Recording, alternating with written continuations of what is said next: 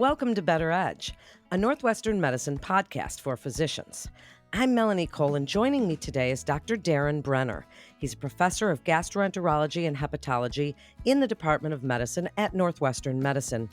In this episode, we're putting constipation into context. We're discussing chronic constipation, risk factors, subtypes, and treatment options for both over-the-counter and prescription medications.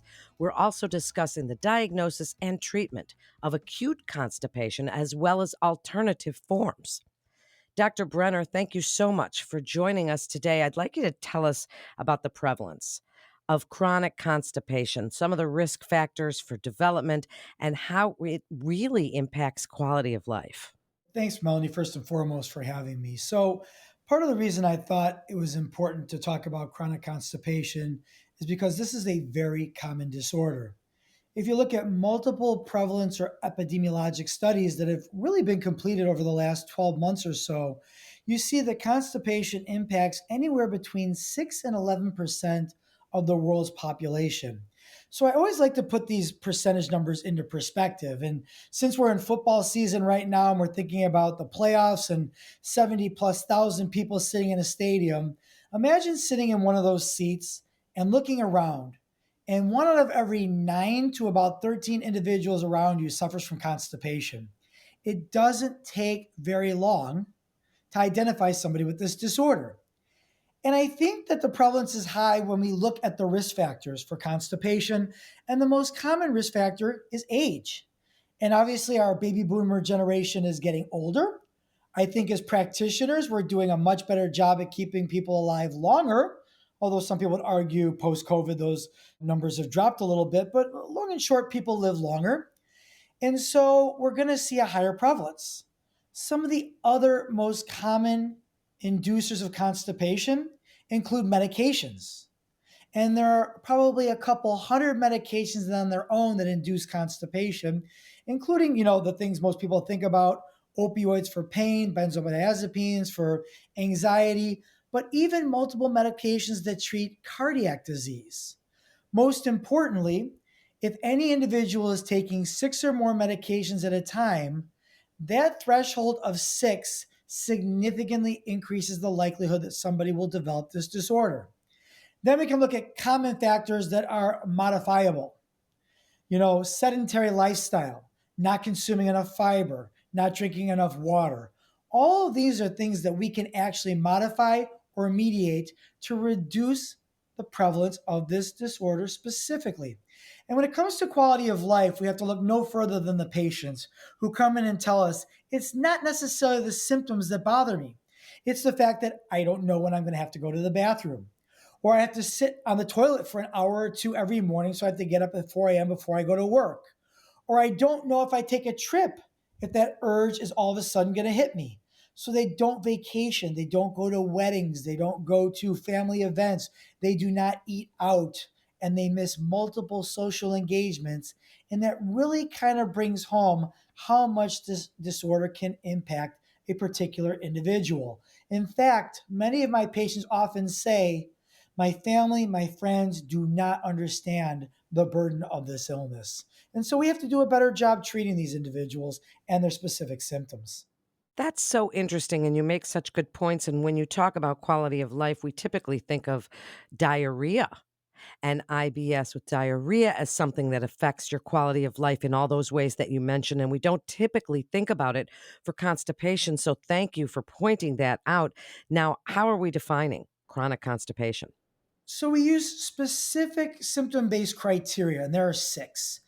And historically, patients have looked at constipation different from practitioners. We look at frequency. A lot of people come into my office and they say, I'm constipated because I'm not having a bowel movement every day.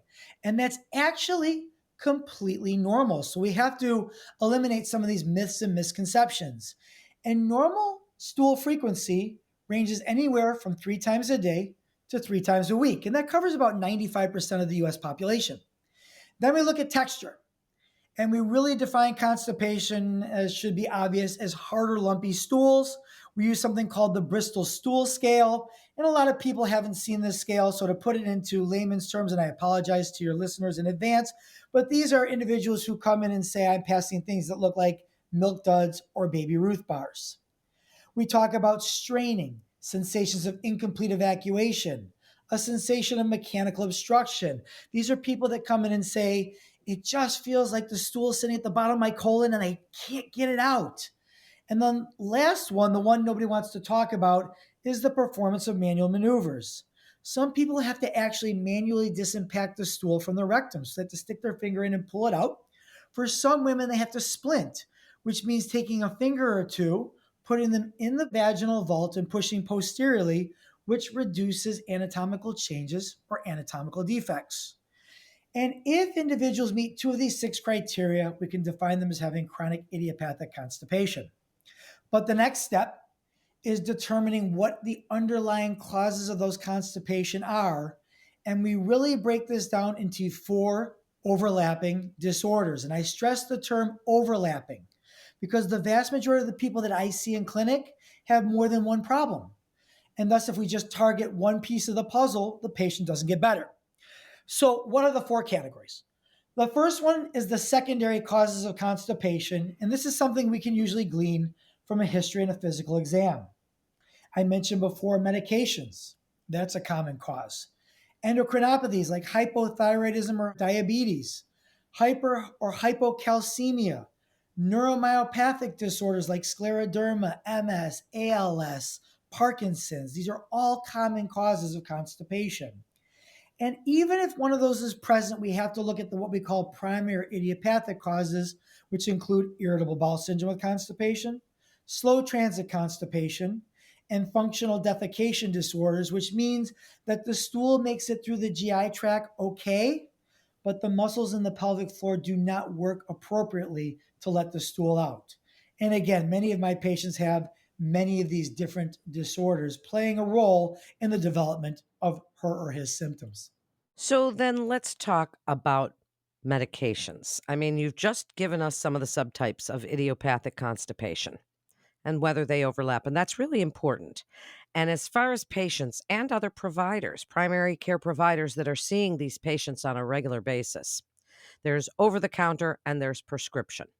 Tell us a little bit about what's going on in the field today as far as medicational intervention. Sure. So I think that there's consensus and agreement by most people who treat this disorder that the first therapy should be over the counter treatments like fiber or osmotic laxatives, PEG 3350. But in normal standard doses, stimulants can be safe as well. It's an old myth or misconception that if you use stimulant laxatives like bisacodyl or senna, that it's going to cause your colon to not function in the long term or it increases the risk of cancer. And that's absolutely not true. Now, we recently did a systematic review looking at over the counter therapies, and it turns out the best three therapies are PEG 3350, Senna, and surprisingly, or maybe not, fruit. Kiwi specifically has high efficacy for treating constipation because kiwi contains fiber and antioxidants. Now, a lot of your listeners and practitioners are going to say, well, Darren, what about fiber? And it comes down to the fact that soluble fiber is going to be significantly more effective than insoluble fiber. But the clinical literature shows that, at least in head to head trials, fiber is not more effective than medications like PEG 3350. So it's not wrong to use fiber. Lots of people use fiber, but we certainly start with the over the counter therapies. And we recommend 1 to 2 good therapies before we go to prescription medications. In the prescription class, we have multiple drugs that come from a class called secretagogues, including lubiprostone, linaclotide, and plecanatide. And there are also prokinetics, the most common one used, prucalopride. There is now even mechanical devices. There is a vibrating capsule that is FDA cleared in the United States that can be used as well. So there are multiple interventions for patients to consider. The problem is which ones to use first, second, and third line can be very difficult for the standard practitioner. You've given us some great information and even some complementary ways to help treat it. But what if they do not work? Then what is your next step? What do you do? So, a lot of times, what I see in patients that present to my clinic is that they start with the over the counters, then they try the prescription medications, initially individually, then in combination. And when these fail, there's a concern that the problem is related to motility through the GI tract. And in fact, that is not where we want our colleagues to start their evaluation.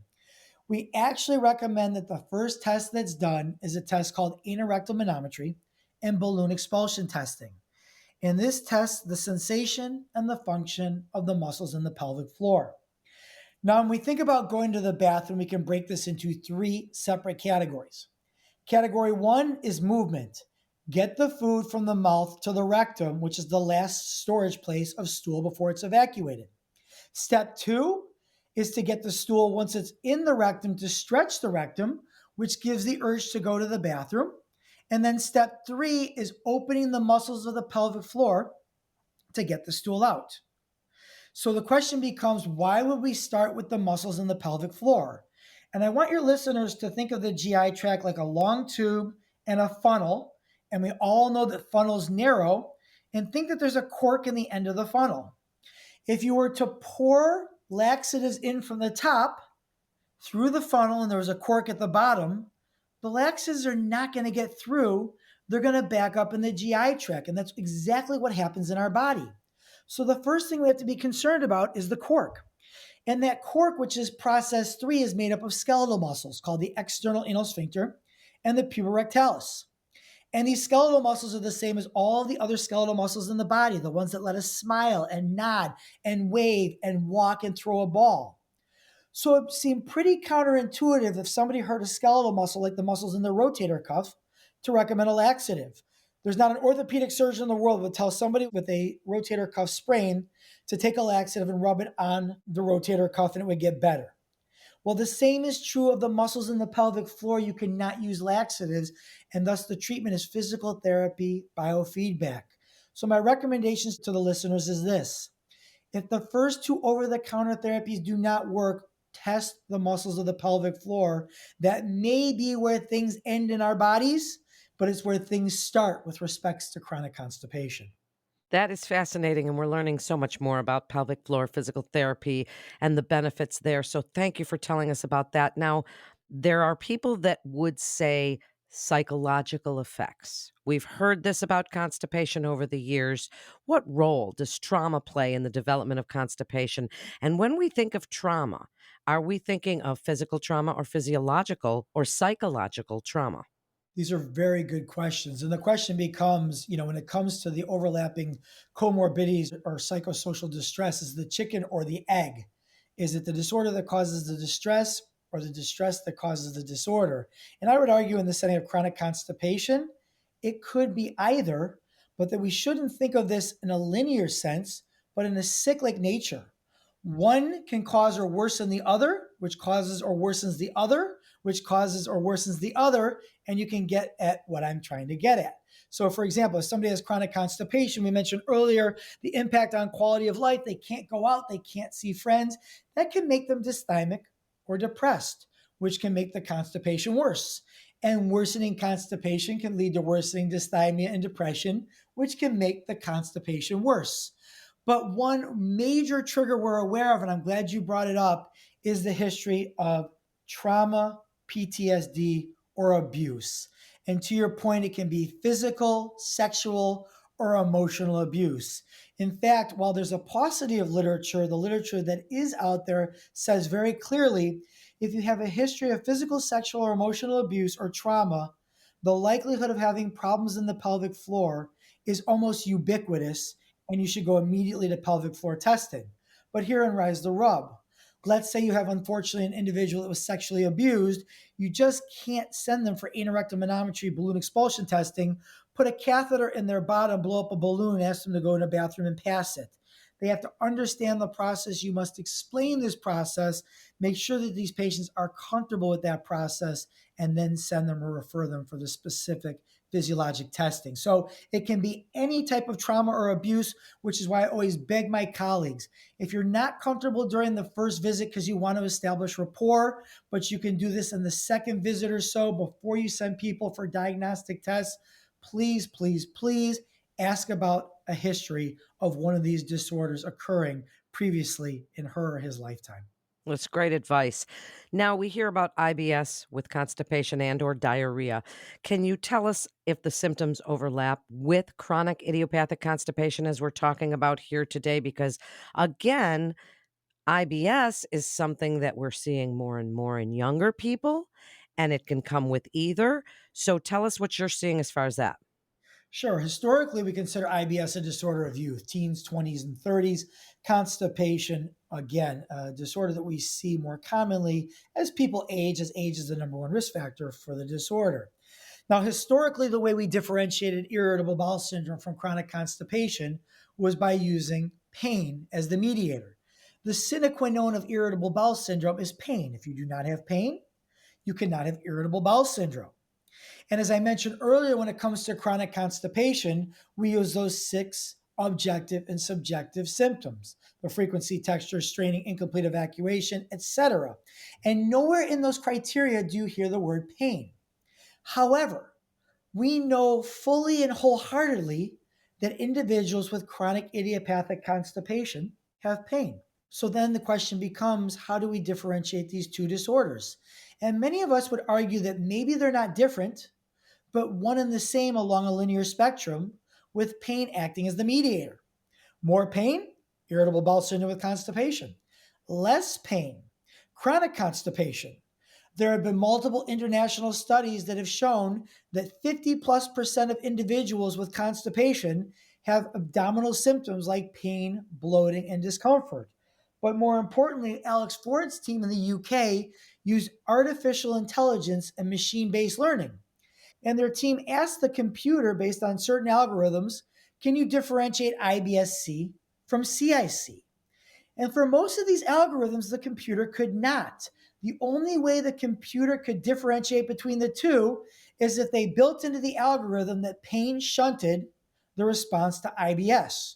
And so, what that basically tells us is that these are very much similar individuals. And when a patient comes in, if they don't have abdominal symptoms, that may indicate that we should try one set of medications. And if the abdominal symptoms are there, potentially another set. Because with respects to treating chronic constipation, there is no clinical data suggesting that the over the counter medications that we recommend as first line agents can improve abdominal symptoms like pain, discomfort, and bloating. What an informative podcast this is, Dr. Brenner. As we wrap up, I understand you recently authored a Rome Working Group manuscript on the diagnosis and treatment of acute constipation. I'd like you to summarize our episode here today and what practitioners should know about constipation, what you really want the key takeaways to be.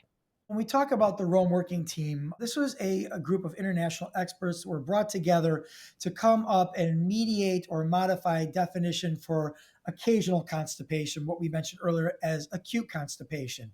And these are people that don't have the chronic symptoms day in or day out or multiple days a week, but may experience these symptoms intermittently. I think the best example of this is traveler's constipation due to changes in circadian rhythms, alterations in gut microbiome. These are people who never have a problem in their home, but they go on vacation, don't have bowel movements for about 7, 8, 9, 10 days, and feel miserable. This can be what I like to call the vacation destroyer. And so we defined occasional constipation as the presence of at least one of the symptoms we talked about earlier, in the absence of alarm signs or symptoms, which occur at irregular and infrequent intervals that are bothersome enough to induce a patient to seek medical management. And that medical management can be defined as either self treatment or consultation with a practitioner.